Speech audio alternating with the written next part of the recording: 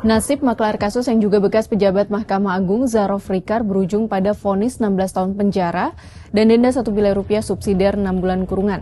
Bagaimana riwayat kasusnya? Dan akankah mengungkap kasus-kasus yang melibatkan Zarof sebelumnya? Bekas pejabat Mahkamah Agung yang menjadi terdakwa dalam kasus suap perkara vonis bebas Ronald Tanur dan gratifikasi senilai Rp915 miliar dan emas 51 kg Zarof Rikar divonis 16 tahun penjara oleh Majelis Hakim Pengadilan Tindak Pidana Korupsi Jakarta Rabu 18 Juni 2025. Nah, ini bagian epiknya, yaitu alasan Pengadilan Tipikor Jakarta menjatuhkan vonis 16 tahun penjara ke Zarof karena perbuatan terdakwa dinilai telah mencederai nama baik serta menghilangkan kepercayaan masyarakat pada lembaga MA dan badan peradilan di bawahnya. Selain itu, perbuatan terdakwa juga menunjukkan sifat serakah karena di masa purna bakti masih melakukan tindak pidana, padahal telah memiliki banyak harta benda. Zarof juga dinilai tidak mendukung program pemerintah yang sedang gencar-gencarnya memberantas korupsi.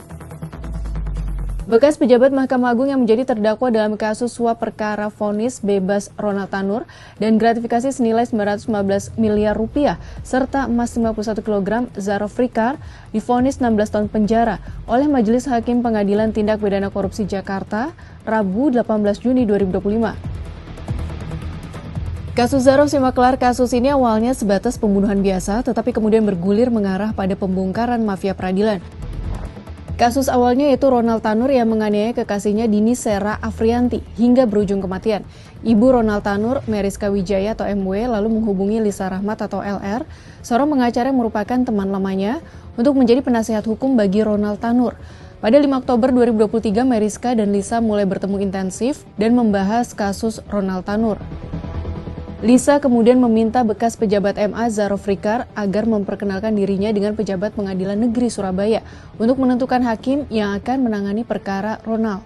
Selama berlangsungnya proses hukum, Meriska telah menyerahkan uang sebesar Rp1,5 miliar kepada Lisa secara bertahap untuk membebaskan putranya Ronald Tanur.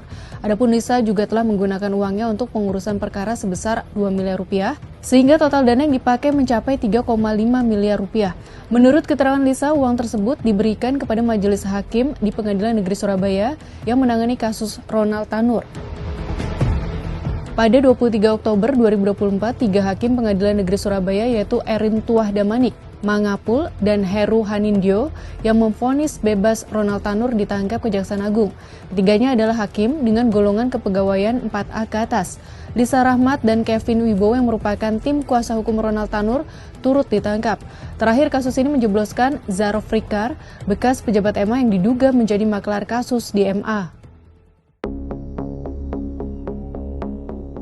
Zarof adalah pejabat MA yang purna tugas pada Januari 2022.